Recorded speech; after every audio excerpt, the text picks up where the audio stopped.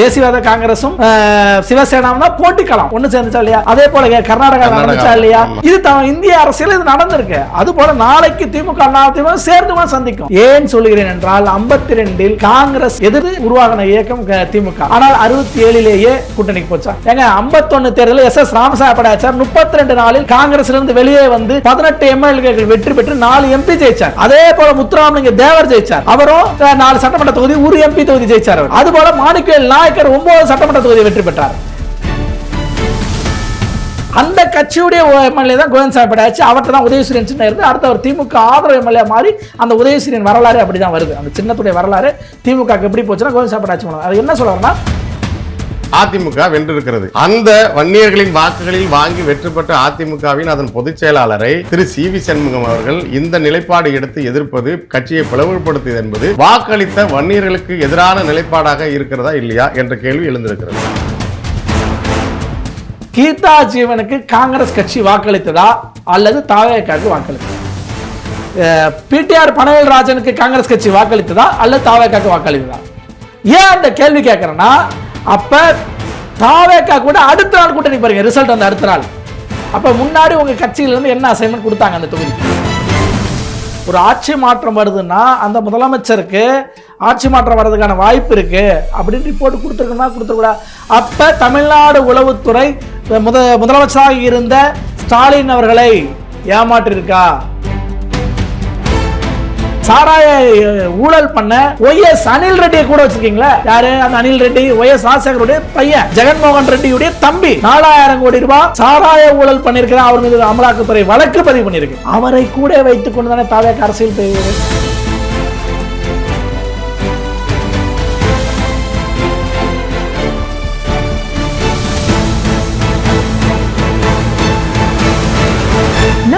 இயற்கை அங்காடி. தொடர்புக்கு 87 54 44 92 99. உலகில் எங்கு பிறப்பினும் தமிழ் கற்கலாம், கற்பிக்கலாம். ஔவையார் பாடசாலை.org.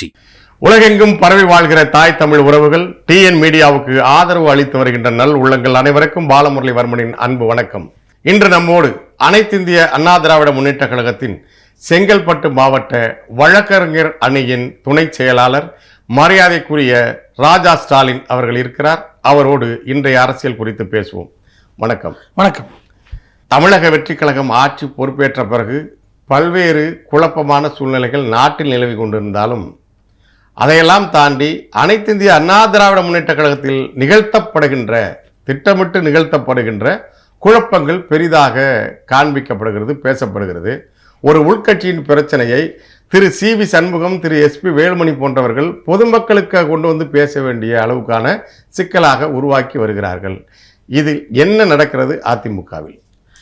அதுங்க, ஒரு தேர்தலில் வெற்றி தோல்வி என்பது வரும் போகுங்க.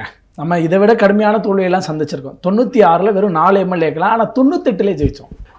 அடுத்து 2001 ஆட்சி பிடிச்சோம். ஆக வெற்றி தோல்விங்க அரசியலில் வந்துக்கிட்டு இருக்கோம், போயிட்டு இருக்கோம். ஆனால் இதை வாய்ப்பாக பயன்படுத்தி இங்கே பேசப்படுகிற அரசியல் என்பதும் இபிஎஸ் அவர்கள் மீது கட்டமைக்கப்படுகிற அரசியல் என்பதும் மிக மோசமாக இருக்கிறது. நான் என்ன சொல்கிறேன், திமுக அதிமுக பேச்சுவார்த்தை நடத்துச்சு, இபிஎஸ் அவர்கள் முதல்வராக ஆக்குவதற்கான முயற்சி நடந்துச்சுன்னு எங்கேயாவது அந்த பேச்சுவார்த்தை நடந்ததுன்னு சொன்ன சமயத்தில் யாராவது சொன்னாங்களா? இன்னைக்கே சொல்கிறாங்க அதை. ஆக அப்படி பேச்சுவார்த்தை இல்லை. இது செய்தி ஊடகங்கள் அந்த செய்தியை பரபரப்பிலே வச்சிருக்கணும் அப்படிங்கிற அந்த நியூஸ் சென்ஸ்க்காக வச்சதுதான். அதாவது நியூஸ் இதாக வரும், தொடர்ச்சியாக இருந்து பரபரப்பில் இருக்கணுங்கிறதா பண்ணதான ஒழிய. ஆனால் உண்மையிலே என்னன்னா அப்படி ஒரு விஷயம் இல்லை. அடுத்தது, திருமாவளவன் அவர்களை முதல்வராக்குவதற்கு தடையாக இபிஎஸ் அவர்கள் இருந்தார் அப்படின்னு ஒரு செய்தி கட்டமைக்கிறது. இது தலித் விரோத சக்தியாக எடப்பாடியாரை மாற்றுவதற்கான முயற்சி. இதையெல்லாம் யார் செய்கிறான்னா வெளிப்படையாகவே சொல்லுறது ஆதவர்ஜுனா தான் செய்கிறார். ஏன்னா அவர் ஒரு யூக வகுப்பாளர்னு தெரியும். நம்ம தேர்தலில் அவர் கிளப்பி விடுறாரு. அவர் தானே சொன்னார் திமுக அதிமுக பேச்சுவார்த்தை நடந்துச்சு, மிதுன் போய் உதயநிதியை சந்திச்சார். அப்படி சந்திச்சிருந்தா உண்மையிலே அது நடந்திருக்கும். முதலமைச்சராக இபிஎஸ் ஆகியிருப்பார். அல்லது தெரியாது அவருக்கு, ஒரு ஆள் நம்ம ஆட்சிக்கு வரல. இப்போ நான் என்ன சொல்கிறேன், நான் ஒரு வணிகம் வச்சிருக்கேன், நடத்துகிறேன்னு வச்சுங்க. என் நிறுவனம் நட்டத்தில் போகிறது என்று எனக்கு தெரியல, வெளி உலகத்துக்கு தெரிவதற்கு முன்னாடி எனக்கு தெரியும். அப்ப நான் சுதாரித்து கொண்டு அந்த நட்டத்தை சரி செய்ய வழி பார்ப்பனா இல்லையா? அப்ப கட்சி பிளவுபடும் என்று இபிஎஸ் அவர்களுக்கு தெரிந்தால் உடனடியாக இல்லை ஆட்சிக்கு நாங்கள் வருகிறோம், இல்லைன்னா நீங்கள் ஆட்சிக்கு வாங்க நாங்கள் ஆதரவு தருகிறோம்னு சொல்லியிருப்பாங்களா இல்லையா? அல்லது உதயநிதி அவர்கள் அதாவது திமுக ஆட்சிக்கு வருவதற்கு நாங்கள் துணையாக இருக்கிறோம்னா இந்த காங்கிரஸ் எங்கே போயிருப்பான்? கூட்டணியில் தானே இருந்திருப்பாங்க. கம்யூனிஸ்ட் கட்சி எங்கே போயிருப்பாங்க? கூட்டணியில் இருந்திருப்பாங்க. விசிகே கூட தானே இருந்திருப்பாங்க. அப்போ உண்மையிலேயே அது பேச்சுவார்த்தையாக இருந்திருந்தால் நடந்திருக்கும். ஆனால் அந்த பேச்சுவார்த்தை நடக்கவில்லை என்பதுதான் உண்மை. இது எல்லாம் செய்தி சேனல்கள் தாங்களாகவே தங்கள் செய்திக்காக போட்டுக்கிட்டது. பிள்ளை மேல சத்தியம் பண்றேன், உங்க மகன் மேல எனக்கு 2 பிள்ளைகள் இருக்கு, உங்களுக்கு ஒரு பிள்ளை இருக்கலாம் பேசுறாங்க. அதாவது நீங்க வெளியே வந்ததுக்கு அப்புறம் 1000 குற்றச்சாட்டு வைக்கலாங்க.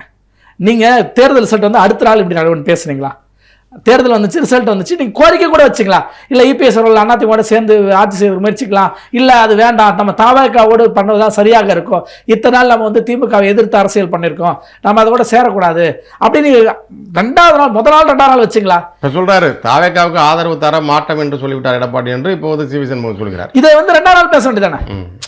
என்ன அப்ப நோக்கம்?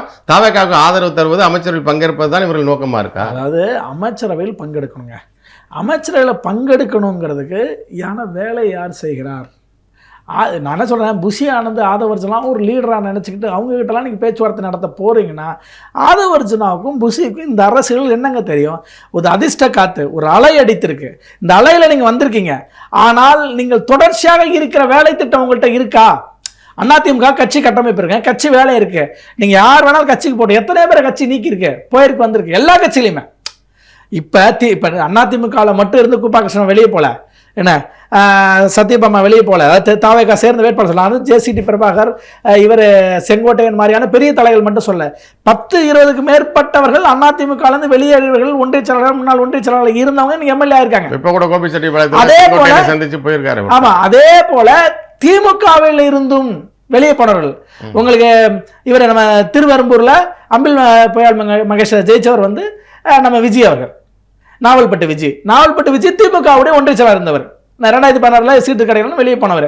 இன்னைக்கு தாவேக்கால அதே அன்பில் பொய்யாமொழி மகேஷை தோக்கடிச்சிருக்காரு. இப்படி திமுக போயிருக்காங்க, போயிருக்காங்க, காங்கிரஸ் கட்சியிலும் செல்வம் வரலையா? ஆக இது எல்லா இடத்திலும் நடக்கிறதா. ஆனால் அதிமுக மீது மட்டும் திட்டமிட்டு பரப்புகிறார். 27 விழுக்காடு வாக்குகள் வாங்கியிருக்கிறாரு. 1 கோடிக்கு மேல் அதிகமான வாக்குகள் நம்பி போட்டிருக்காங்க. யாரை? திரு எடப்பாடி பழனிசாமி அவர்களை நம்பி தான் வாக்கு செலுத்தியிருக்காங்க. அப்போ அவர் தான் பொதுச் செயலாளர். அதில் இன்னும் ஒன்றும் மாற்றம் இல்லை, அவர் தான் பொதுச் செயலாளர். ஆனால் அவர் ஒப்புதல் இல்லாமலே சட்டமன்றத்தில் குழுவின் தலைவராக எஸ்பி வேலுமணிக்கு இவங்க வந்து சட்டமன்ற உறுப்பினர்கள் கடிதம் கொடுத்தது எப்படி நடந்தது? அதாவதுங்க, அது வந்து அவர்கள் அதிகாரத்துக்கு வரணும் என்று எஸ்பி வேலுமணி அவர்களும் விஜயபாஸ்கர் அவர்களும் செய்தது. ஆனால் நான் என்ன சொல்லுகிறேன், இப்போ நீங்கள் செஞ்சீங்கல்ல, உங்க கூட இருந்த வீரமணி, கேசி வீரமணி இன்னைக்கு என்னவா பேசுறாரு? நான் எடப்பாடியாருடைய மாவட்ட செயலர் ஆதரிக்கிறேன் அப்படிங்கிறாரா? வாக்கு தவேகாக்கு போட்டாரு, ஆதரவு இங்க சொல்றாரு. நாளைக்கு அந்த நிலைப்பாடு மாறுமா? எஸ்பி வேலுமணி அவர்கள் கூட எடப்பாடி அழைத்தால் பேசலாங்கிறாரு. நிர்வாகிகள் கூட்டத்தை கூட்டுங்க, பொதுக்குழு கூட்டுங்கிறாரு. இப்படி ஒவ்வொன்றுமே காலம் தள்ள வந்துடும். என்ன இதுதானே நடந்துச்சு? டிடிவி எங்க இருந்தாரு? எதிரணியில் முகாமில் இருந்தாரு, திருப்பி அதிமுக ஆதரவு முகாமுக்கு வந்தாரு. அது போல ஓபிஎஸ் இருந்தாரு, வெளியே உள்ள வந்தாரு, மறுபடியும் திமுகவுக்கு போயிருக்காரு. இப்படி நிலைப்பாடுகள் மாறிக்கிட்டே இருக்கும். மாற்றம் ஒன்று தான் மாறாது. அதனால நம்ம அது இது வரல. ஆனால் அதை தாண்டி, அதாவது தமிழ்நாட்டு அரசியல் மட்டும் இல்லை, இந்திய அரசியலில் நிதிஷும் லல்லும் சேர்ந்தார்களா இல்லையா? சரத்பவரும் உத்தவ் தக்கரேவும் சேர்ந்தார்களா இல்லையா? பால் தாக்கரே சரத்பவர் தாங்க ஃபைட்டு. காங்கிரஸ் விட அவர்கள் 2 பேர் தான் நிற்பாங்க. தேசியவாத காங்கிரஸும் சிவசேனாவும் தான் போட்டிக்கலாம். ஒன்று சேர்ந்துச்சா இல்லையா? அதே போல கர்நாடகா நடந்துச்சா இல்லையா? இது இந்திய அரசியல் இது நடந்திருக்கு. அது போல நாளைக்கு திமுக அதிமுக சேர்ந்து கூட சந்திக்கும். ஏன் சொல்லுகிறேன் என்றால் 52இல் காங்கிரஸ் எதிர்த்து உருவாகின இயக்கம் திமுக. ஆனால் 67லேயே கூட்டணிக்கு போச்சா? ராஜாஜி கூட இருந்தாரா? அப்ப எதிர்கட்சியாக இருந்த திமுக காங்கிரசும் சேரும்போது, எதிர்கட்சியாக இருந்த இன்றும் இருக்கிற கம்யூனிஸ்ட் கட்சிகளும் காங்கிரஸ் கட்சிகளும் தமிழ்நாட்டில் கூட்டணியாக இருக்கும் பொழுது, என்ன திமுகவுடைய அவங்க இருந்தாங்க, தாவேகா கூட காங்கிரஸ் கம்யூனிஸ்ட் கூட்டணியா இருக்காங்க. அப்ப கூட்டணி வரலாம். இதே தாவேகாவும் தீய சக்தி எதிர்த்து தான் நாங்கள் தேர்தலில் நிற்கிறோம், அதுக்கு தான் கட்சி தொடங்கணும்னு சொன்னாங்க. ஆனால் தேர்தல் முடிஞ்ச உடனே கொண்டு போய் அங்கிருந்து அந்த மதச்சார்பற்ற முற்போக்கு கூட்டணியில் இருந்த எல்லாரோடையும் சேர்த்து ஆதரவு வாங்கி ஆட்சி அமைத்துட்டாங்க. மரியாதைக்குரிய முன்னாள் முதல்வர் ஸ்டாலினை போய் சந்திக்கிறாங்க. யார் கடுமையான போட்டி என்று பரவலாக பேசப்பட்டது? உதயநிதிக்கும் விஜய்க்கும் தான் சிக்கல், அதனால்தான் கட்சி, அதனால்தான் அரசியல் என்றெல்லாம் பேசப்பட்டது. அவரை போய் சந்திக்கிறார். வைகோவை சந்திக்கிறார், அன்புமணி அவர்களை சந்திக்கிறார், திரு சீமான் அவர்களை சந்திக்கிறார். ஆனால் இப்போது நீங்கள் இதுவரைக்கும் இருந்த பல்வேறு மர்மங்களுக்கு நீங்கள் சொன்ன ஒரு பதிலில் விடை கிடைச்சிருது. ஆதவ் அர்ஜுனா தான் இந்த வேலையை செய்கிறார், திமுகவை இல்லை.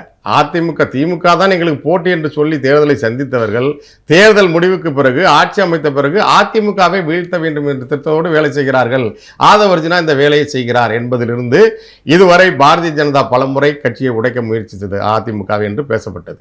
அம்மையார் ஜெயலலிதா மறைவுக்கு பிறகு கடுமையாக பல சிக்கல்களை சந்தித்தார் எடப்பாடி அவர்கள். செங்கோட்டையன் டெல்லிக்கு சென்ற பிறகு தாவேக்காவில் சேர்ந்தால் அதன் பிறகு நீங்கள் குறிப்பிட்டவர்கள் எல்லாம் அதிமுகவில் இங்கு போய் சேர்ந்தார்கள். ஆனால் இப்போது வெளிப்படையாக ஆதவின் முயற்சியில் தான் இப்போது இந்த குழப்பங்களும் இந்த பிளவுகளும் ஏற்பட்டிருக்கிறது என்பது சரியாக சொல்லியிருக்கிறீர்கள். அதுதான் உண்மை என்பது இப்போது முதல் முறையாக உலகுக்கு வெளிச்சத்துக்கு வந்திருக்கிறது என்று நான் நம்புகிறேன். அப்போ இந்த பிளவை, இந்த பிரிவினையை திமுகவை எதிர்ப்பதாக சொல்லி ஆரம்பிக்கப்பட்ட அந்த கட்சி அதிமுகவை சிதைப்பதற்கான காரணம் என்ன? இது டெல்லியிலிருந்து தாவேக்காவுக்கோ ஆதவ் அவர்களுக்கோ செங்கோட்டையனுக்கோ கொடுக்கப்பட்ட ஒரு வேலை திட்டமா? இல்லைங்க, நாம் டெல்லியோ அல்லது டெல்லினா அது பாஜக அரசோடு நான் ஒப்பிட்டு பேசுகிறேன். ஏன்னா பாஜக என்பது தமிழ்நாட்டில் அவர்கள் மீது தான் அனைத்து சுமைகளும் சுமத்தப்படுகிறது. ஆனால் அப்படி நான் ஏற்றுக்கொள்ள போகிறது. ஏன் ஏற்றுக்கல அப்படிங்கிறேன்னா, ஒரே ஒரு சீட்டு தான் ஜெயிச்சிருக்காங்க. ஒரு சீட்டு ஜெயிச்சு தன்னை தோர்த்துக்கிட்டு அப்போ தான் மக்களை நம்ப வைக்கணும் அப்படின்னு ஒரு நெரேட்டிவ் செட் பண்ணுறாங்க. ஆனால் உண்மை அது இல்லை. பாஜகவுடைய தேர்தல் வியூகம் என்பது தமிழ்நாட்டில் கை கொடுக்கவில்லை. நான் தோல்வின்னு கூட சொல்ல மாட்டேன், கை கொடுக்கவில்லை என்னங்கிற வார்த்தையை தான் பயன்படுத்துவேன். ஏன் பயன்படுத்துகிறோம்? அதான் நியாயமாக இருக்கும். நம்ம ஒரு நியாயமாக பேசணுங்கிற இடத்துல சரியான பார்வையில் தான் பேசணும். ஆமாம், பாஜக இங்கே ஒரு தேர்தல் வியூகம் வச்சாங்க, அந்த தேர்தல் வியூகம் இங்கே எடுபடலை அப்படிங்கிறதா. அடுத்தது திமுக, அதிமுக தாவேக்காவை குறைத்து மதிப்பிடலை. தாவேக்காவுடைய தேர்தல் தில்லுமுள்ளுகளை இவர்கள் கணக்கில் எடுத்துக்கொள்ளவில்லை, கவனிக்கவில்லை. என்ன கணக்குன்னா கிண்டர் சாய் ஓட்டுமை. என்ன கிண்டர் சாய் ஓட்டுனா, நீங்கள் கிண்டர் சாய்க்கு கொடுக்கலன்னா அப்பா அம்மாட்ட அடம் பிடிக்கிற மாதிரி நீங்கள் அடம் பிடிங்க அப்படின்னு எத்தனையோ வீடியோக்கள் பார்த்த குழந்தைங்க. அப்பா விஜய் அங்கிளுக்கு ஓட்டு போடுங்க அப்படின்னு குழந்தைங்க அழுதுகிட்டு பேசுற உணர்ச்சியை தூண்டி அது என்னன்னா, ஒரு இப்போ நான் என் பையன் சொல்லி நான் கேட்கல, அட்லீஸ்ட் எங்கள் அம்மா கேட்பாங்கல்ல, பேர பிள்ளைக்காக ஒரே ரோட்டில் தோத்துற போகிறாங்க திமுக, ஒரே ரோட்டில் அண்ணா திமுக தோத்துற போகிறாங்க அப்படின்னு போட்டவங்க இருக்காங்கல்ல. அப்படி நான் சொல்லுகிறேன், இவர்கள் வாங்கிய 34% வாக்கில் 20% அவங்களது, 15% என்பது இந்த கிண்டர் சாய் ஓட்டு. குழந்தைகளை இன்ஃப்ளூயன்ஸ் பண்ணி அந்த குழந்தை எமோஷனல் பிளாக்மெயிலிங் பண்ணி வந்த ஓட்டு, அந்த ஓட்டால வெற்றி பெற்றார். அதான் மோசடின்னு சொல்றாங்க. இது நிலைக்குமா? நிலைக்காது. ஏன்னா எம்ஜிஆர் தனித்து ஆட்சி அமைச்சார். என்ன கூட்டணியோட தேர்தல் சந்திச்சாலுமே மெஜாரிட்டியோட வந்தாரு. சட்டமன்ற அவைத்தலைவரே எம்ஜிஆரோட ஒப்பிட்டு பேசுறாரு. ஆமாங்க, அதாவது அவங்களுக்கு எதுவுமே தெரியலங்கிறதுனால, வரலாறு தெரியலங்கனால இவர்கள் மட்டுமே புரட்சி செய்து 2 ஆண்டுகள் நாங்கள் ஆட்சி பண்ணுறோம். ஏங்க 51 தேர்தலில் SS ராமசாமி படையாச்சார் 32 நாளில் காங்கிரஸ்ல இருந்து வெளியே வந்து 18 MLAக்கள் வெற்றி பெற்று 4 MP ஜெயிச்சார். அதே போல முத்துராமலிங்க தேவர் ஜெயிச்சார். அவரும் 4 சட்டமன்ற தொகுதி, ஒரு MP தொகுதி ஜெயிச்சார் அவர். அதுபோல மாணிக்கவேல் நாயக்கர் 9 சட்டமன்ற தொகுதி வெற்றி பெற்றார். எல்லாருமே 30 நாளுக்குள்ள கட்சி பிடிச்சாங்க. காங்கிரஸ் கட்சியில் இருந்து வெளியே வந்து ஜெயிச்சாங்க. திருப்பி மாணிக்கவேல் நாயக்கர் அவர்கள் மீண்டும் வந்து காங்கிரஸோடு, ஏன்னா பெரும்பான்மை கிடைக்கல. இந்தியா முழுக்க ஆளுகிற காங்கிரஸ் கட்சி தமிழ்நாட்டில் ஆட்சி அமைக்க முடியாத இடம் உருவாச்சு முதல் தேர்தலில், சுதந்திர இந்தியாவின் முதல் தேர்தலில். அப்ப மாணிக்கவேல் நாயக்கர் அவர்கள் சப்போர்ட் பண்ண போனார். அப்ப சப்போர்ட் பண்ணதுனால திருப்பி 54 படையாச்சாரி சப்போர்ட் பண்ண போனார், SSR பண்ணார். அந்த கட்சியுடைய MLA தான் கோவிந்தசாமி படையாச்சி. அவர்கிட்ட தான் உதயசூரியன் சின்னம் இருந்து அடுத்த ஒரு திமுக ஆதரவு MLA மாறி அந்த உதயசூரியன் வரலாறு அப்படிதான் வருது. அந்த சின்னத்துடைய வரலாறு திமுக எப்படி போச்சுன்னா கோவிந்தசாமி படையாச்சி பண்ணார். அது என்ன சொல்ல வரேன்னா, ஒரு மாசத்துல கட்சி ஆரம்பிச்சு தேர்தல் சந்திச்சு வெற்றி பெற்ற வரலாறு. அப்ப நீங்க மட்டும் தான் 2 ஆண்டுல நாங்க ஆட்சி பிடிச்சோம், 2 ஆண்டுல கைப்பற்றணும். 2 ஆண்டுல நீங்க ஆட்சி பிடிக்கல, நீங்க மைனாரிட்டி தான், மற்றவங்க தான் சேர்ந்துருக்காங்க. ஆனா நீங்க என்ன வார்த்தையை சொல்றீங்கன்னா, நாங்க தான் ஏன்னாங்க அது இப்ப அப்பட்டமாக கீர்த்தனா அவர்கள், அமைச்சர் கீர்த்தனா அவர்கள் என்ன சொல்ல, நான் தான் தமிழ்நாட்டின் முதல் பெண் அமைச்சர் விளம்பரம் ஓடுது. ஏங்க சத்யவாணி முத்துல இருந்து ஏன் அவ்வளவு வளர்மதி அக்கா யாரு, கோகுலேந்திரா அவர்கள் யாரு அமைச்சரா இங்க என்ன இருந்தாங்க? இவங்க எல்லாம் அமைச்சர் லிஸ்ட்ல இல்லையா? அதாவது பொய் சொல்லுகிறார்கள். மீண்டும் மீண்டும் மீண்டும் பொய் சொல்லுவதுதான் தவறான செய்திகளை திட்டமிட்டே பரப்பு. அதாவது அவருடைய பழக்கம் மொத்த தாவேக்காவிற்கும் நோயாக பரவி இருக்கிறது. அந்த போட்டு அந்த ரூட் மாஃபியா இருக்க பண்ற அட்டூழியா இருக்குல்ல, தாங்க முடியலங்க. ஏங்க இன்னைக்கு எடப்பாடி பழனிசாமி மீது ஒவ்வொரு தலித்து என்ன நினைச்சிட்டு இருக்கான்? திருமாவளவன் அவர்களை முதல்வராக்குவதற்கு தடையாக இருந்துட்டார். ஏங்க அவர்கள் எங்க தலித்துக்காக ஆதரவாக இந்த தேர்தலில் வாக்குறுதி வைத்தவர்கள் என்ன வாக்குறுதி வச்சாரு? நாங்கள் ஆட்சி அமைச்சால் தலித்துகளுக்கு தனி குடித்தனம் செய்வதற்கு வீடு கட்டி தருவோனாரு. சரி, இடம் இல்லாதவங்களுக்கு அரசே இடம் ஒதுக்கி வீடு கட்டி தருவானாரு. இப்படிப்பட்ட திட்டம் வந்தவொடனே திருமாவளவன் ஒவ்வொருத்தரும் ஆதரிக்கல. இப்படி தலித் மக்களுக்காக வச்ச திட்டத்தை வைத்த எடப்பாடி அவர்களை பட்டியலினத்துக்கு எதிரான பேசுறாங்க. அப்படி செய்தி யாரு பரப்புறா? ஆதவ் பரப்புறாரு, ஆதவ் பால போடுறாரு. அதுக்கு திருமாவளவன் தெரியாம பலியாயிடுறாரு. தெரியாமல் அல்ல, தெரிஞ்சா தெரியாம 10.5 விழுக்காடு அது நடக்கல. ஆனாலும் அதை நன்றியோடு விசுவாசத்தோடு வன்னியர்கள் பெருவாரியாக ஆதரவு தெரிவித்திருக்கிறார்கள். கடலூர் மாவட்டம் உட்பட வட மாவட்டங்களில் வீழ்ச்சி, அதிமுக வென்றிருக்கிறது. அந்த வன்னியர்களின் வாக்குகளில் வாங்கி வெற்றி பெற்ற அதிமுகவின் அதன் பொதுச் செயலாளரை திரு சி.வி. சண்முகம் அவர்கள் இந்த நிலைப்பாடு எடுத்து எதிர்ப்பது கட்சியை பிளவுபடுத்தியது என்பது வாக்களித்த வன்னியர்களுக்கு எதிரான நிலைப்பாடாக இருக்கிறதா இல்லையா என்ற கேள்வி எழுந்திருக்கிறது. எதிரான நிலைப்பாடு தான் இன்னைக்கு எடுத்திருக்காங்க இந்த இப்போ பிரியனுங்கிற சொல்கிற எஸ்பி வேலுமணி போன்றவர்களுடைய அணி. ஆனால் அதை தாண்டி கட்சி ரிட்டைன் ஆகுங்க. ஏன்னா கரூர் அலுவலகத்தை கைப்பற்றிட்டாங்க. விழுப்புரம் அலுவலகத்தில் மாவட்ட செயலாளர் பசுபதி அவர்களுக்கு மிகப்பெரிய வரவேற்பு கொடுத்தாங்க. எங்கே விக்கிரவாண்டி தொழுப்பேடு டோல்கேட்டில் இருந்து விக்கிரவாண்டி டோல்கேட் வரைக்கும் வரவேற்பு தான். தொண்டர்களும் கட்சியும் எடப்பாடி பழனிசாமி இருக்கு. வரவேற்போட போய் நேற்று அலுவலகத்தை திறந்துட்டாங்க. திறந்த உடனே சி.வி. சண்முகம் இன்று போய் மீண்டும் போயிருச்சு, அவருடைய ஆதரவாளரோட வச்சு முயற்சிக்கிறாங்க. அதனாலதான் இப்ப வேலுமணி அவர்கள் பேசுறதுக்கு தயாரான்னு சொல்றாரா? அதாவதுங்க 6 நாள் இந்த ஸ்டேட்மெண்ட் மாறுது. ரிசல்ட் மே 1, அடுத்த மே 4 ரிசல்ட். அடுத்த சில வாரங்கள்ல இப்படி மாறுது. இதே 10 மாசம் ஆனா என்ன பண்ணுவாங்கன்னு நினைக்கிறீங்க? உள்ளாட்சி தேர்தலில் ஒன்றும் அதிகபட்சமா வேணாங்க. உள்ளாட்சி தேர்தலில் 5 மாநகராட்சி மேயர்களை அதிமுக பிடிச்சதுனால எல்லாரும் ரிட்டர்னிங் கூடாந்துரும். ஆனா இந்த தேர்தலில் திமுகவின் வாக்கு வங்கி சரியில்லை. ஆனால் அண்ணா திராவிட முன்னேற்ற கழகத்தின் வாக்கு வங்கி முந்தைய தேர்தலை விட சரிஞ்சு இருக்கிறது இல்லையா? அதாவதுங்க உண்மை என்னன்னா, கட்சியுடைய நிர்வாகிகளே அதிமுக இந்த இடத்த தோக்கும், இந்த இடத்த ஜெயிக்கும் அப்படின்லாம் அவங்க நினைக்கல. கொங்கு மண்டலம் சாதாரணமாக அதிமுக கொங்கு மண்டலத்தில் எடப்பாடியக்காகனா அந்த சமூகத்தை சேர்ந்தவர்கள் அப்படிங்கிற அடிப்படையில் நான் எப்படியும் கட்டாயம் கொங்கு பெல்ட்டை போன தடவை 40 வந்துச்சு, இந்த தடவை கூடுதலாக வரும் என்று எதிர்பார்த்தார்கள். ஆனால் குறைஞ்சது. வட தமிழ்நாடு தான் இன்று அதிமுக கை கொடுத்தாங்க. 33 சட்டமன்ற தொகுதிகள் வட தமிழ்நாட்டில், அதாவது வன்னியர்கள் பெரும்பான்மையாக இருக்கிற பகுதிகளும் வன்னியரும் கொங்கு கலந்திருக்கக்கூடிய கிருஷ்ணகிரி, தருமபுரி, சேலம் போன்ற பகுதிகளும் வெற்றி வாய்ப்பு நல்லா இருக்கு. என்ன ஆனால் பிற தொகுதியில் 7 ஜெயிச்சிருக்காங்க சேலத்தில். ஆக வன்னியர் கவுண்டர் காம்பினேஷன் நல்லா இருந்திருக்கு. என்ன ஆனால் முழுக்க கவுண்டராக இருந்த இடத்தில் தோல்வி இருக்கு. அப்போ அதை தான் நம்ம கவனிக்கணும். அங்கே சமூக ரீதியான வாக்குகளை தாவேக்கா வேறு விதமாக அள்ளி இருக்கு அப்படிங்கிறத நம்ம கவனிக்கணும். அப்போ இதையெல்லாம் அவர் சரி பண்ணணும்னா, நீங்கள் பெண்கள் மத்தியில், குறிப்பாக கவுண்டர் இனத்தின் பெண்கள் மத்தியில் மாற்றமாக சொல்லப்பட்டிருக்கிறது. அப்போ அதற்கு கவுண்டர் வச்சிருக்கணும்ல இவங்க. இவங்க மேலே பெரிய பெரிய விஷயங்களை அதிமுக மேலே போட்டாங்க. என்னன்னா 10 கோடி வாங்கிக்கிட்டு 20 கோடி வாங்கிக்கிட்டு சீட்டு கொடுக்குறாங்க. இது ரூமர். எப்படி எடப்பாடியார் மீது இப்பொழுது திருமாவளவன் முதல்வர் தடையாக இருந்தார்னு சொல்றாங்களோ அது போல இது ரூமர்.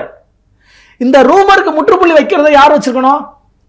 கட்சியுடைய ஐடி விங்ல இருந்து கட்சியுடைய தலைவர்கள் ஒவ்வொருத்தரும் இது பொய்யாக பரப்பப்படுது. நாங்கள் ஏழை எளியவர்களுக்கு சீட்டு கொடுப்போம், சீட்டு கொடுக்கறதுக்கும் காசுக்கும் சம்பந்தம் இல்லை அப்படின்னு செய்தி இது வெறும் அதிமுக மீது மட்டும் வைக்கல, திமுக மீது வைக்கப்பட்டுச்சு. அதாவது என்ன சொல்லணும்னா, தாவேக்கா என்னமோ காசு கொடுக்காம ஒவ்வொருத்தருக்கும் சீட்டு கொடுத்த மாதிரியும் அதிமுக திமுக காசு கேட்ட மாதிரியும் ஒரு செய்தி பரவுச்சு.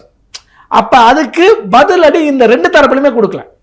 இப்ப அதே மாதிரி சட்டமன்றத்தில் இளைஞர்கள் அவங்க கொண்டு வந்து நிறுத்தும் போது நீங்கள் போட்டிக்கு 169 தொகுதியில் போட்டி விடுறோமா, ஒரு 30 இளைஞர்கள்லாம் ஒரு 40 வயது, கிட்டத்தட்ட 40 வயது இருக்கக்கூடியவர்களை நிறுத்திருக்கணும். நிறுத்திருக்கும் போது அந்த மாற்றம் தெரியும். அப்ப எல்லாம் மறுபடியும் பழைய ஆட்களே போடும்போது மக்கள் எப்படி பார்ப்பாங்க? என்னடா 10 வருஷமா எம்எல்ஏ இருக்கான். 10 வருஷம் இல்லை, நம்ம கிட்டலாம் 5 முறை தொடர்ந்து ஒரே சட்டமன்ற தொகுதியில் வெற்றி பெற்றவர்கள் இருக்காங்க. அப்ப அவர் 5 முறை ஜெயிச்சாங்க. திருப்பி அவங்கள வாய்ப்பு ஒரு 4 நூற்றாண்டு நீங்களே இருந்துட்டீங்க. அப்ப புதியவர்களுக்கு வாய்ப்பு கொடுங்கிறாங்க. பாலக்காடு அன்பழகன் உட்பட என்ன புதியவர்களுக்கு வாய்ப்பு வேணுங்கும் போது என்ன பண்ண முடியும்? அதனாலதான் நீங்க கீதா ஜீவன்ல இருந்து பரம்பரை திமுக, பிடிஆர் பழனிவேல்ராஜன்ல இருந்து பரம்பரை என்ன, ஆனால் அவரெல்லாம் ஏன் தோற்கடிக்கப்பட்டார்கள்? யாரால் தோற்கடிக்கப்பட்டிருக்கிறார்கள்? தாவேக்காவால் தோற்கடிக்கப்பட்டிருக்கிறார்கள்.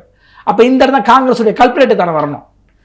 கீதா ஜீவனுக்கு காங்கிரஸ் கட்சி வாக்களித்ததா அல்லது தாவேக்காவுக்கு வாக்களித்ததா? பிடிஆர் பழனிவேல்ராஜனுக்கு காங்கிரஸ் கட்சி வாக்களித்ததா அல்லது தாவேக்காவுக்கு வாக்களித்ததா? ஏன் அந்த கேள்வி கேட்கிறேன்னா, அப்ப தாவேக்கா கூட அடுத்த நாள் கூட்டணி பாருங்க, ரிசல்ட் அந்த அடுத்த நாள். அப்ப முன்னாடி உங்க கட்சியிலிருந்து என்ன அசைன்மெண்ட் கொடுத்தாங்க அந்த தொகுதிக்கு? முன்பிலிருந்தே பேசப்பட்டிருந்தது. குறைஞ்ச வாக்குகள் தேசலாங்க வெற்றி வாய்ப்பு மாறி இருக்கு. இப்படி எத்தனையோ சொல்லலாம். கேபி முனுசாமி அவர்கள் 138 வாக்குகளில் தோற்கடிக்கப்பட்டிருக்கார். வெறும் 138 வாக்குகள். தாவேக்கா வாங்கிய வாக்கு முக்கிய பங்கு. நிறைய இடத்த தாவேக்கா ஜெயிக்கிறவர்களை தோற்பதை ஜெயிப்பதும் அவர்கள் வாங்கிய வாக்கு ஒரு காரணமா இருக்கு. ஆக இதையெல்லாம் எதை சுட்டி காட்டுதுன்னா, அதிமுக திமுக அணுகிய பல்வேறு விஷயங்கள் தாவேக்காவுக்கு பலம் கொடுத்துருக்கு. ஒன்று காசு விஷயம், ரெண்டாவது இளைஞர்களை முன்னிறுத்தாத ஒரு விஷயம், அடுத்தது நீங்க தாவேக்கா ஒரு பொருட்டாகவே கருது பிரச்சாரமே இப்போ ஈடுபடலை. திமுக வெளியிட்ட ஒரே ஒரு தேர்தல் பிரச்சார வீடியோவில் எங்கேயாவது தாவேக்கா தாக்கி பேசியிருக்கீங்களா? மீண்டும் மீண்டும் பேசுவது யார? பாஜகவை ஃபோக்கஸ் பண்ணுங்க. அந்த பாஜகவுக்கு அதிமுக அடிமை மாதிரி ஃபோக்கஸ் பண்ணுறது. நீங்கள் சம்பந்தம் இல்லாதவர்களை எதிரியாக காட்டியதால் கடைசியில் நீங்களே பின்னுக்கு போயிட்டீங்க. ஏன்னா மிகப்பெரிய இழப்பு என்பது திமுகவுக்கு. 133 சீட்டு வச்சிருந்த திமுக இன்னைக்கு 59 சுருங்கி இருக்கு, பாதியை விட கீழே. அதிமுக 66 எம்எல்ஏ வச்சிருந்து இன்னைக்கு 47 வச்சிருக்காங்க. பர்சன்டேஜ் 19 எம்எல்ஏ தான். பர்சன்டேஜ் வைஸ் அவங்க அவ்வளோலாம் இல்லை. ஓட்டு உருவடிக்கு மேலே பர்ஃபார்மன்ஸ் நல்லா இருக்கு. நீங்க எப்படி இப்ப தாவேக்கா அமைதியாகவே இருந்து வெற்றி பெற்றுச்சல, அதே போல அதிமுக 3வது இடம் தள்ளப்பட்டாலும் மீண்டும் வரும். அல்லது இன்னும் உதாரணம் சொல்றேன், விஜயகாந்தும் அதிமுகவும் ஒன்னா தேர்தல் சந்திக்கிற காலத்துல 3வது இடத்துக்கு போன திமுக 2014 பாராளுமன்ற தேர்தலில் 38 பாராளுமன்ற உறுப்பினரை கொண்ட அதிமுக கட்சி வெற்றி பெற்றுச்சு. திமுக அங்கேயே பர்ஃபார்ம் பண்ண முடியல. 2016 சட்டமன்ற தேர்தலில் அதிமுக தான் வெற்றி வாகை சூடிச்சு. 2வது முறை மீண்டும் ஆட்சிக்கு வந்துச்சு அதிமுக. அப்பையும் திமுக தோல்விதான். ஆனால் 2021 ஆட்சி பிடிக்க முடிஞ்சதில்ல. அப்ப என்ன சொல்ல வரனா, 3வது இடத்தில் இருந்த கட்சி அடுத்த 10 ஆண்டுகளில் ஆளுங்கட்சியாக வந்துச்சு. 2016 எதிர்கட்சியாகவும் 21 ஆளுங்கட்சியாக வந்துச்சு. அப்ப இன்னைக்கு 3வது இடம் சொல்லப்படுற அதே அதிமுக மீண்டும் எழுச்சி விட்டு வருமா வராதா? வருவதற்கான வரலாற்று சான்றுகள் இருக்குல்ல. ஆக அதைத்தான் சொல்லுகிறேன். மீண்டும் அதிமுக எழுச்சியோடு வரும். ஒரு சில தலைவர்கள் வெளியே போவார்கள் வருவார்கள், அது அனைத்தும் தேர்தலில் பாதிக்கும் என்றால் இல்லை. பாஜக என்கிற எதிரியாக காட்டிக்கொண்டு சிறுபான்மையினர் வாக்குகளை அள்ளுகிறார்கள். அந்த சிறுபான்மையர் மக்கள் தான் ஏமாற்றுகிறார்கள். நீங்க சிறுபான்மையெல்லாம் எத்தனை சிறுபான்மைக்கு தாவேக்கா நீங்க எம்எல்ஏ ஆக்கியிருக்க? இஸ்லாமிய சமூகத்தை சேர்ந்தவர்கள் 3 பேர் ஆக்கியிருங்க. வேற பெரிய எண்ணிக்கையெல்லாம் ஒன்றும் கிடையாதுங்க. 3 பேர் ஆக்கியிருக்கு. அதுவே இதுவரை திமுகவில் செய்யாத ஒன்று தானே. இல்லை, திமுக செய்யலைங்கிறது ஒரு பக்கம். திமுக தான் இப்போ எங்களுக்கு பாதுகாப்பு நம்பி கொண்டு இஸ்லாமிய ஆமா இருந்தாங்க. இப்ப கூட்டணி ஐஎம்எல் ஒரு 2 வந்திருக்கு. இப்ப அவங்க கிட்ட ஒரு 2-3 பேர் ஜெயிச்சிருக்காங்க. இதான் திமுக வரலாறுன்னு வச்சுக்கலாம். இப்போதும் ஜெயிச்சிருக்காரு. இப்போதும் கூட இஸ்லாமியர்களின் வாக்கு திமுகவுக்கு தான் போயிருக்குது. கிறிஸ்துவர் வாக்கு தான் தவக்காவுக்கு போயிருக்கு. கிறிஸ்துவர்கள் வாக்கு அவர் அதனாலதான் தன்னை ஜோசப் விஜயாக மத ரீதியாக தன்னை அடையாளப்படுத்திக் கொண்டார். என்ன மத ரீதியாக அடையாளப்படுத்திக் கொண்டார். அந்த மத ரீதியாக அடையாளப்படுத்திக் கொண்டதன் அடிப்படையிலேயே நிறைய கிறிஸ்துவர்கள் வாக்கு முழுமையாக, நிறையா கூட சொல்ல வேணாம், முழுமையாகவே போயிருக்கு. சைலண்டாக அது ஒரு வேலை செஞ்சுருக்கு தான், அதை மறுக்கலை. ஆனால் இந்த இடத்தை நாம் அதிமுகவை தவறவிட்ட விஷயங்கள் இருக்கிறது. இந்த மாதிரியான ஒரு பிரச்சார யுத்திகளை நாம் கையாளவில்லை. நம்ம இன்ஸ்டாகிராமில் நம்மை கையாண்ட முறை என்பது திமுகவின் ஊழல்களை, திமுகவின் போதைப் பொருள் கலாச்சாரத்தை, திமுகவின் பாலியல் வன்முறைகளை, திமுக அரசின் ஃபெயிலியர், பாலியல் வன்முறைகள் அவங்க ஃபெயிலியர் ஆனதை நாம் கண்டிச்சிருக்கோம், பேசியிருக்கோம். இல்லையா அதிமுகவும் தாவேக்காவை ஒரு பொருட்டாக பேசி விளம்பரம் செய்யலாம். ஆக நீங்க யாருமே எதிர்க்காதனாலும் வந்துட்டாங்க. இல்ல ஆதரவு வேற.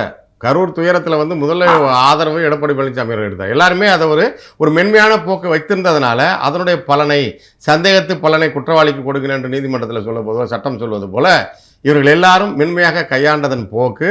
இன்னும் சொல்ல போனால் நாம் தமிழர் கட்சியும் தலைமை ஒருங்கிணைப்பாளர் செந்தமிழன் சீமான் அவர்களும் இது ஏற்கனவே இருக்கின்ற ஊழல் கட்சிகளை விட மிக மோசமான அரசியலை, ஆபத்தான அரசியலை இந்த நாட்டில் நிறுவப் போகிறது இந்த கட்சி தாவேக்கா என்று தெரிந்து எதிர்த்த போதெல்லாம் அவர் விஜய் எதிர்க்கிறார் இந்த ஊடகங்கள் சொன்னதன் விளைவு எல்லோரும் அவரை மிக மென்மையாக கையாண்டதன் போக்குதான் இந்த நீங்க சொன்னது அலை கூட இல்லை. அலைனா ஒட்டுமொத்தமாக வெற்றி அடைஞ்சிருக்கணும். எங்க இந்த தொங்கு சட்டமன்றமே அமைந்திருக்காது. 108 தான் என்பது குறைவான எண்ணிக்கை. ஆனால் இந்த மாற்றத்திற்கு எல்லா கட்சிகளும் தங்களை அறியாமலே ஒரு இடத்தை கொடுத்திருக்கிறார்கள், கணிக்க தவறி இருக்கிறார்கள் என்பதுதான் எல்லாரும் பேசப்படுகிறது. இதை பத்தி என்ன நினைக்கிறீங்க? கொளத்தூர் தொகுதியில ஸ்டாலின் தோக்குறாருன்னு உளவுத்துறை அவர் செய்தி சொல்லியிருக்கணுமா வேணாமா? நீங்களே தோல்வி தர இடத்துல இருக்குங்க, அங்கே விஎஸ் பாபு அவர்கள் வெற்றி பெறதுக்கு வாய்ப்பு இருக்குது, நான் அவர் தான் நீங்கள் நிறுத்த போகிறாங்க மாதிரி கணிக்கிறேன், சொல்லணும்ல. தமிழ்நாடு முழுக்க ஒரு 20% வாக்கு வாங்குவாங்கன்னு தமிழ்நாடு உளவுத்துறை என்ன செய்து கொண்டிருந்தது? ஒரு ஆட்சி மாற்றம் வருதுன்னா அந்த முதலமைச்சருக்கு ஆட்சி மாற்றம் வர்றதுக்கான வாய்ப்பு இருக்குது அப்படின்னு ரிப்போர்ட் கொடுத்துருக்கணுமா கொடுத்துருக்கூடாது? அப்போ தமிழ்நாடு உளவுத்துறை முதலமைச்சராக இருந்த ஸ்டாலின் அவர்களை ஏமாற்றிருக்கா? இருக்கிறதுக்கு வாய்ப்பு அதிகம். அப்ப ஏன் அது நடந்துச்சு? அதை ஏன் ஸ்டாலின் செய்ய தவறினார்? அப்ப ஏன் அந்த இடத்த ஃபெயிலியர் ஆனார்? ஏன் உடனே என்ன சொல்லுவாங்க, பெண் நிறுவனத்து மேல அதை போடுவாங்க பழிய. பெண் நிறுவனம் வந்து அந்த ரிப்போர்ட்டை சொல்ல விடாம தடுத்துறாங்க. அப்ப இன்னும் ஒரு இண்டிபெண்டன்டான ஒரு தனியார் நிறுவனம் உளவுத்துறையின் மீது ஆதிக்கம் செலுத்தினா உங்கள் அரசியல் தோல்வி தான். அப்புறம் பெண் நிறுவனம் சொல்ல தடுக்குதுன்னா அப்ப பெண் நிறுவனம் யாருக்கு எதிராக வேலை செய்யுது, யாருக்காக வேலை செய்யுதுன்ற கேள்வி வருது. அப்ப அது ஃபெயிலியர் தானே? அந்த ஃபெயிலியர் தானே நீங்க அனுபவிக்கிறீங்க. ஆக இது வந்து ஒரு அரசாங்கத்துடைய தோல்வி. அதுதான் புதிய கட்சியாக வந்திருக்கு. அப்ப இதையெல்லாம் கவனிக்க தவறியது யார்? இந்த ஒட்டுமொத்த 5 ஆண்டு காலமே ஆட்சியே அரசாங்கத்தின் தோல்வியாக தான் இருந்தது. அதோட விளைவு தான் இது. ஆக இது போன்றான சூழல்களில் இந்த கட்சியை வழி நடத்துவதற்கு, அதாவது திமுகவை வழி நடத்துவதற்கு வெறும் ஸ்டாலின் அவர்கள் கையாண்ட இந்த யுத்தி முறை என்பது அதற்கான பரிசு தான். என்ன, நீங்கள் ஒரு சில நல்ல திட்டங்கள் செஞ்சுருக்கீங்க. அதிமுக செஞ்ச நல்ல திட்டங்களை நீங்களும் தொடர்ந்து செஞ்சுருக்கீங்க. 7.5% அரசு பள்ளி மாணவர்களுக்கு கொடுத்த இடஒதுக்கீடை, மருத்துவக் கல்லூரிகளில் கொடுத்த இடஒதுக்கீடை நீங்கள் பொறியியல் கல்லூரிக்கு விரிவுபடுத்தியிருக்கிறீர்கள். கால்நடை மருத்துவக் கல்லூரி விரிவுபடுத்திருக்கீர்கள். வேளாண்மை கல்லூரி விரிவுபடுத்திருக்கிறீர்கள். இந்த நல்ல திட்டங்களை விரிவுபடுத்துறீங்க. அதுபோல் இப்போ நாங்கள் செஞ்ச நல்ல திட்டத்தை விரிவுபடுத்தணும்னு நீங்கள் சொல்கிறீங்க, கோரிக்கை வைக்கிறீங்க. அந்த கோரிக்கையை செய்வோன்னு இவர் ஜோசப் விஜய் சொல்கிறாரு. என்ன, ஏன்னா நாங்கள் இதை வேறு நேற்று போட்டு விட்டோம் இந்த காசு 1000 ரூபாய் மகளிர் உரிமை தொகை போட்டுட்டோம், அது மாதிரி நல்ல திட்டங்களாக செய்யணும்னு செய்வோன்னு சொல்கிறாரு. ஆனால் நல்ல திட்டங்கள் எல்லா அரசாங்கங்களும் தொடர்ந்து செஞ்சிருக்கு. அம்மா கொண்டு வந்து அம்மா உணவும் ஒரு சின்ன சின்ன சிக்கல்கள் வந்து தவிர பேரளவுக்காக நடத்த வேண்டிய கட்டாயம் வந்துச்சு இல்லையா? ஏன்னா நீங்கள் அம்மா கிளினிக்கை க்ளோஸ் பண்ணீங்க, ஆனால் நடமாடும் மருத்துவமனை வச்சிருக்கேன்னு ஒரு கணக்கு காட்டுனீங்க திமுக. அப்போ அது ஏன்னா நல்ல திட்டங்களை மொத்தமாக தூக்கி போட முடியாது, எதையாவது ஒன்று பேருக்கு செஞ்சாகணும். எப்படி இந்த அரசாங்கம்னா இங்கே இருக்கக்கூடிய கட்சி அதிமுக ஒரு சத்துணவு கொடுத்தா அவனே அதில் ஒரு முட்டையை கொடுப்பாங்க. அதிமுக ஒரு முட்டை கொடுத்தா நான் திமுக வந்து 2 முட்டையாக கொடுப்பேன். அதை டெவலப்மெண்ட் ஆகும். ஏன்னா நல்ல திட்டங்கள் நீங்கள் நிறுத்தக்கூடாது. அது மக்களுக்கு பயனடைகிற, நேரடியாக பயனடைகிற ஒரு நல்ல திட்டம். என்ன இருக்கிறத விரிவுபடுத்த தான் பார்க்கணும். எப்படியாவது மக்கள் கையில் காசு போவது, காசு புரளுவது என்பது தேவையான விஷயம். ஆனால் இவர்கள் சொன்னதை செய்கிறார்களா அப்படிங்கிறதான். இப்போ தாவேக்கா 10 ரூபாய் பாட்டு பாடினாங்களா இல்லையா? பாட்டலுக்கு 10 ரூபாய். அந்த பாட்டலுக்கு 10 ரூபாய் இன்னைக்கு இல்லைன்னு சொல்லுங்க பார்ப்போம். இன்னைக்கு மாத்திட்டாங்க, சொன்ன மாதிரி 20 ரூபாய் ஆக்கிட்டதாக சொல்லப்படுகிறது. அது கூடுதலா அந்த பாட்டலை ரிட்டர்ன் பண்ண சொல்லி அப்படி ஆக்குறாங்க. ஆனா முறை இல்லாமல் பண்ணுகிற அந்த 10 ரூபாய், நான் அந்த பாட்டலுக்கு 10 ரூபாய் கூட ஒரு சில மாவட்டங்கள்ல, நீலகிரி மாவட்டம் எல்லா ஒயின் ஷாப்லயும் கொண்டு போய் கொடுக்கலாம். அது நல்ல திட்டம். ஏன்னா பாட்டில் உடைக்கப்பட மாட்டாங்க. கால்நடைகள் காட்டுல போய் அந்த இடத்த அதுல காலில் குத்தம் போவோம். எந்த தமிழ்நாடு முத்திரை இருந்தால் தமிழ்நாட்டுக்குள்ள எந்த ஒயின் ஷாப்ல வாங்குறத கொடுக்கலாம்னா அது இன்னும் நல்லா இருக்கும். ஆனா அதை தாண்டி அந்த எக்ஸ்ட்ரா வாங்குற 10 ரூபாய், ஊழலா லஞ்சமா வாங்குற காசு இருக்குல்ல, கூடுதல் எம்ஆர்பி விட கூடுதலா வாங்குற 10 ரூபாய், அதை தடுத்து நிறுத்தி விட்டீர்களா? தடுத்து நிறுத்த பாட்டு பாடுனீங்கல்ல. நீங்க அதே மாதிரி சாராய ஊழல் பண்ண ஒய்எஸ் அனில் ரெட்டியை கூட வச்சிருக்கீங்களா? யாரு அந்த அனில் ரெட்டி? ஒய்எஸ் ராஜசேகருடைய பையன், ஜெகன்மோகன் ரெட்டியுடைய தம்பி. 4000 கோடி ரூபாய் சாராய ஊழல் பண்ணியிருக்கிறார். அவர் மீது அமலாக்கத்துறை வழக்கு பதிவு பண்ணியிருக்கு. அவரை கூட வைத்துக் கொண்டு தானே தாவேக அரசியல் போகிறது. வெளிப்படையாக கூட வராரு, கவர்னர் கூட போறாரு வராரு. எப்படி கவர்னர் சந்திப்புக்கு விஜயோடு செல்கிறாரு. இப்ப தாதவர்ஜன் அவர்கள் இந்த அரசியல் என்பதே ஒரு கார்ப்பரேட் ஊழல் அரசியலை செய்கிறார். இவர் மக்களுக்கான அரசியல் செய்வதாக சொல்லிக்கொண்டு ஆனால் அதை செய்யவில்லை. அதுக்கான எவிடன்ஸ் தான் நான் அந்த ஒய்எஸ் அனில் ரெட்டியை பற்றி சொன்னேன். அவர் 4000 கோடிக்கு மேலே ஊழல். நீங்கள் 10 ரூபாய் பாலாஜின்னு சொல்கிற இவர் மீது இருக்க ஊழலை போலவே கூடுதலாக அவர்.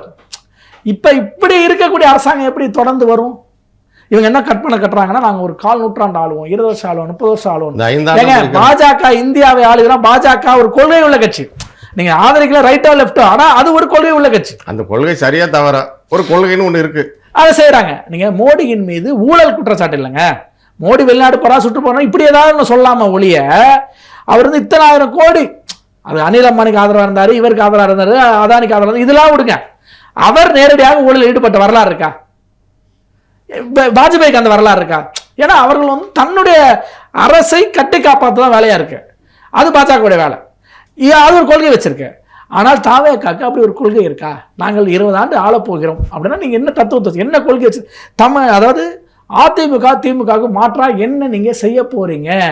உங்களுக்கு பெரியார் தான் தலைவர், உங்களுக்கு பெரியார் தலைவர், உங்களுக்கு அண்ணா தலைவர், உங்களுக்கு எம்ஜிஆர் தலைவர், உங்களுக்கு புரட்சி தலைவர் அம்மாவும் தலைவர். அது அதிமுகவின் வாக்குகளை கபலீகரம் பண்ணுகிற செயல். செங்கோட்டையனை சட்டையில படம் வச்சுக்க நான் அவர் அனுமதிச்சாருங்க சொல்றது இருக்குல்ல, அதிமுக வழக்கு போட்டிருக்கணும். அதிமுக நாங்கள் விட்டது, எம்ஜிஆரின் புகைப்படத்தை நீங்கள் பயன்படுத்தக்கூடாது என்று சொல்லியிருக்கணும். ஏங்க நான் என்ன சொல்றேன், ஒரு பாட்டாளி மக்கள் கட்சிக்காரங்க குரு படத்தை போடுறாங்க, அதே இன்னொரு கட்சிக்காரர் வந்து ஒரு வேலுமுறை யாரோ ஒருத்தர் குரு படத்தை போட்டால் தடை போடுவாங்களா போட மாட்டாங்களா? அதே போல திருமாவளவன் புகைப்படத்தை இன்னொரு பட்டியலின சமூகத்தை சேர்ந்த கட்சி ஒருத்தர் யாரோ ஒருத்தர் கட்சி அவருடைய புகைப்படத்தை பயன்படுத்த தடை போடுவாங்களா போட மாட்டாங்களா? தடை வந்து எம்ஜிஆர் படத்தை பயன்படுத்தியதற்காக வழக்கை போட்டு இருக்கணும். அவங்க நீதிமன்றத்தை ஓட விட்டுருந்தீங்கன்னா, கோர்ட்டு படிக்கட்டுகளை இதே ஆதவ அர்ஜுனாவையும் இதே புஷி ஆனந்தையும் ஏற விட்டுருந்தீங்கன்னா இன்னைக்கு இந்த இடத்துக்கு வந்திருக்காரு. ஏற விடாம அதிமுக செய்த ஒரு ஒரு ஒரு நட்பு அரசியல் இருக்குல்ல, சரி ஒரு புதிய கட்சி வருது, அதுக்கு நம்ம எதிர்ப்பு தெரிவிக்கிறோம், ஆதரவு தெரிவிக்கவில்லை, ஆனால் எதிர்ப்பு தெரிவிக்கவில்லை. கூட்டணிக்கு வருவார்கள் என்ற ஒரு கூட்டணி விஷயம் மட்டும் இல்லங்க, அந்த கூட்டங்கள்ல பரப்புரையில வந்து தாவக கொடிகள்லாம் வந்து இருந்தது. அது வந்து திமுக பேனிக்காக கூட்டது. இப்ப எப்படின்னா, இப்ப ஆதவ அர்ஜுனா வந்து எப்படி திமுகவோட பேசுறாங்கன்னு சொல்லி ஒரு எப்படின்னா அவங்கள பேனிக்காக கூடுறது அதான தவிர அது போல திமுகவை குழப்புவதற்கு பயமுறுத்தலுக்கு பண்ண விஷயம் தான் உண்மை. ஆனா தாவேக்கா வராதுன்னு தெரியும். ஆனா தாவேக்கா அவர்கள் சக்தி மீறிய எதிர்பார்ப்பு இருந்துச்சு.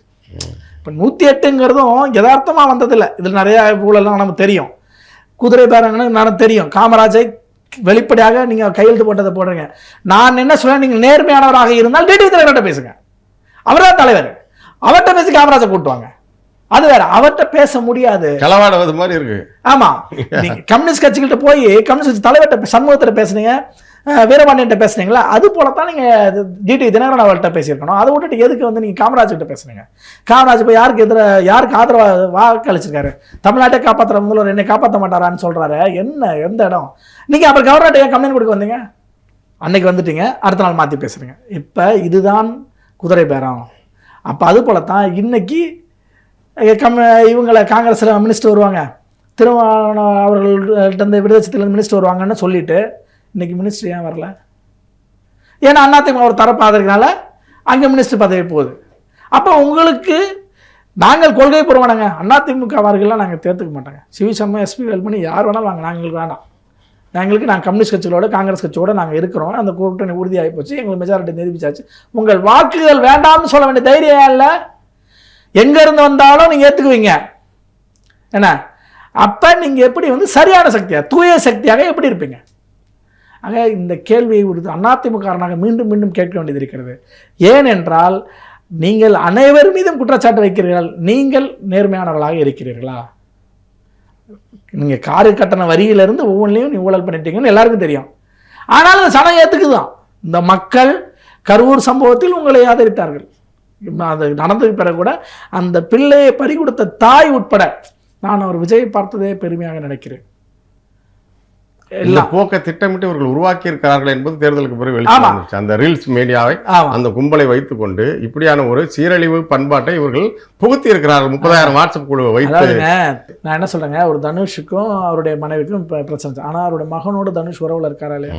ஏன்னா தான் பையன் ரஜினியை சந்திக்கிறார், மாமனாரை சந்திக்கிறார், விழாவுக்கு போறாரு, பையனை கூட்டு போறாரு, வீட்டுக்கு வராங்க, குழந்தைய பாக்குறாங்க. அப்ப இந்த பதவியேற்பு விழாவில் உங்கள் மனைவி சங்கீதா வராமல் இருக்கலாம், ஆனால் உங்களுடைய மகன் ஏன் வரவில்லை? மகனை ஏன் நீங்கள் அழைக்கவில்லை? அல்லது அது வராதது எங்களுக்கு வருத்தமா? ஸ்கந்தசேகர் பதிவு பண்ணாரா, என் பேரன் வரல, அவங்க அப்பா பதவி பார்க்கறதுக்கு இது ரொம்ப வருத்தம் இருக்கு, பதிவு பண்ணாரா? பேத்தி வரல, பேரன் பார்க்கணும்ல. அந்த ஏன் அது வரலன்னா, இவர்கள் அப்பாவே இவ்வளவு காலம் எவ்வளவு தூரம் ஒதுக்கி வைக்கப்பட்டிருந்தார், அது கூட ஒரு திட்டமோ என்றதை சொல்லுகிறாங்க. இப்போ மறுபடியும் வந்து நினைச்சிட்டாங்கன்னு வச்சுங்க, மகிழ்ச்சியா தந்தை, ஏன்னா அவர் தான் உருவாக்குனார் இவரை, அதில் ஐயமே இல்லை. இப்போ நீங்க மகனை பத்தி பேசுறதுனால இந்த கேள்வி கேட்குறேன். மகன் திரு ஜேசன் சஞ்சய் இயக்குனராக எடுத்திருக்கிற படம் சிக்மா என்ற ஒரு படம், அதோட முன்னோட்டம் வெளியாக இருக்கிறது. அதில் தொடக்கத்தில் பணம் இருக்கு, பொருளாதாரம் இருக்கு, எல்லாம் இருக்கு, ஆனால் உறவுக்கு மரியாதை இல்லை என்ற உரையாடல் வந்து திரு விஜய் அவர்களை குறித்து வைத்திருக்கிறதாகவும், அதே போல என்ன ரெட்டிகாரு என்று வில்லனுக்கு பேர் வச்சு ரெட்டியை குறிப்பிடுவது ஆதவ அர்ஜுனாவை குறிப்பிட்டதாகவும் பரவலாக சமூக வலைத்தளங்களில் பேசப்படுகிறது. இது வந்து இது ஒரு நரேட்டிவ் தான். என்ன, அவருக்கு அந்த ஒரு விஷன் இருக்கலாம், இல்லை கடும் கோபத்தில் மகன் இருக்கிறார் என்பது வெளிப்படையாக தெரியுது. அது நம்ம இல்லைன்னு மறுப்பதற்கில்லை. ஏன்னா அவருக்கு அந்த அந்த வசனங்களில் உடன்பாடு விட்டு தான் வச்சிருக்காரு. அவர் தான் இயக்குனர், அவர் உடன்பாடோடு தான் வச்சிருக்காரு. அப்போ அதில் இந்த நோக்கம் இருக்க உண்மைதான், அதில் மறுப்பதற்கு இல்லை. அது போல இது வந்து சினிமாவுக்குமே ஒரு வரவேற்பாக தான் இருக்கு. ஏன்னா இது இயல்போட பொருந்தி போகிறதால இப்போ ஒன்றும் இல்லை. இப்போ 2026 படம் வந்துச்சு, விஜய் மாதிரியே ஒரு இதை வச்சு நம்ம பழைய இவர் கேமராமேன் நட்டி நடிச்சு வந்துச்சு, ஏறத்தாழ விஜயை ஒப்பிடுற மாதிரியே இருக்கும் பாருங்க. அப்போ அது வரவேற்கப்பட்டதான் இருக்குது. அது போல தான் இவர் செஞ்சுருக்காரு. ஆனால் என்னன்னா இதை தாண்டி நாளைக்கு காம்ப்ரமைஸ் ஆகிட்டாங்கன்னா அப்புறம் மறுபடியும் ஆமா, இணையணுங்கிறதா நம்ம எல்லாருடைய அப்பா மகன் உறவுங்கிறது யாரும் இப்போ அன்புமணியும் ராமதாசும் சேரணும்னு நினைக்கிறோம், டிடிவி தினகரனும் சசிகலா அவர்களும் சேரணும் தான் நினைக்கிறோம். இப்போ ஒருங்கிணைந்து அதிமுக உருவாகணும்னு எஸ்பி வேலுமணி, சிவி சண்முகம் அவர்கள்லாம் சொல்றாங்க. அது போல சசிகலா அம்மையார், டிடிவி எல்லாரும் ஓபிஎஸ் போயிட்டாரு, தஞ்சம் அடைந்துட்டாரு, அவங்களே தான் நாளைக்கு வெளியே போகணும்னு சொன்னான்னு சொல்றாங்க. அவங்க வரக்கூடாது. தங்கமணி வந்தால் எடப்பாடி அவர்களின் நிலை என்னவாகும்? அவர் தான் பொதுச் செயலாளர் ரெடிக்கு அனுமதிப்பார்கள். இல்லைங்க, அதாவது எடப்பாடியார் தலைமையில் கட்சி அது வலுவாக இருக்கிறது. ஏதோ ஒரு 20 பேர் 25 பேர் போயிட்டாங்கனால கட்சியே நிலைமை இல்லை. கட்சிக்கான தொண்டர்கள் ஒவ்வொருவரும் எடப்பாடியை தான் தலைவராக ஏற்றிருக்காரு.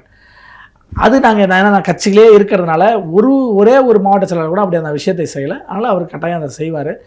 மீண்டும் அதிமுக ஆளுவதற்கான வாய்ப்பை உருவாக்குகிற இடத்தில் எடப்பாடியாக இருக்கார். அவர் இந்த மாதிரியான குழம்பிய மனநிலைலாம் இல்லை, அவங்களா தான் குழப்பம்னு போடுறாங்க செய்திகள். ஆனால் அவர் தெளிவாக இருக்கிறார்.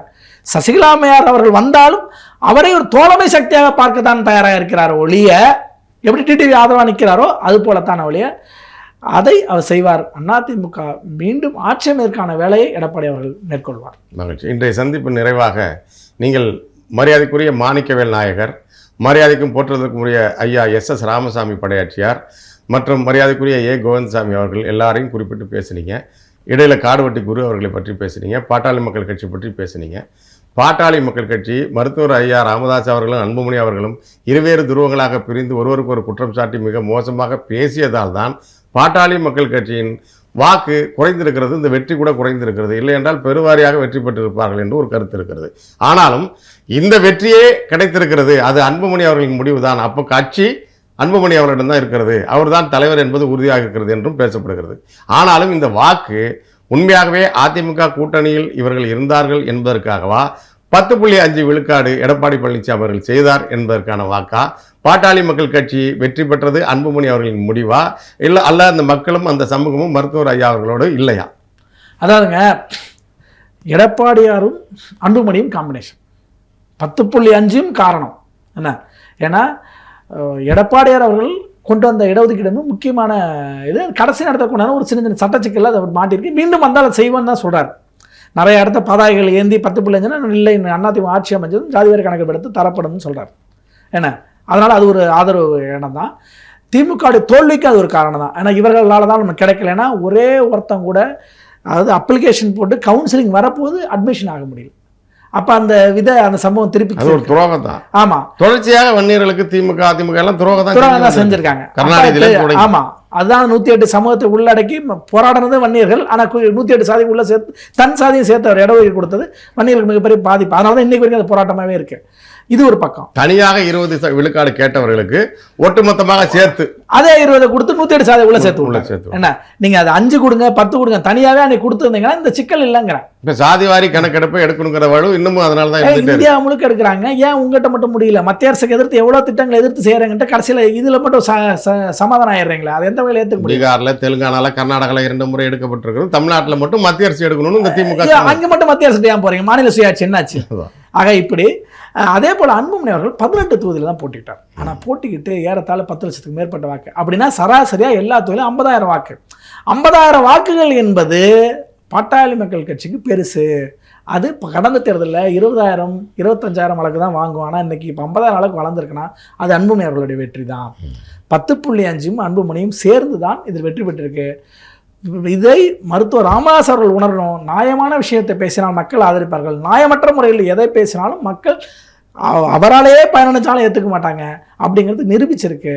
அதுதான் இன்னைக்கு அன்புமணி அவர்களுடைய வெற்றியாக பார்க்கப்படுது. மகிழ்ச்சி. உங்களுடைய நேரத்தை ஒதுக்கி அரங்கத்திற்கு வந்து கருத்துக்களை பகிர்ந்து கொண்டமைக்கு நன்றி. மீண்டும் சந்திப்போம். நன்றி, வணக்கம். நன்றி.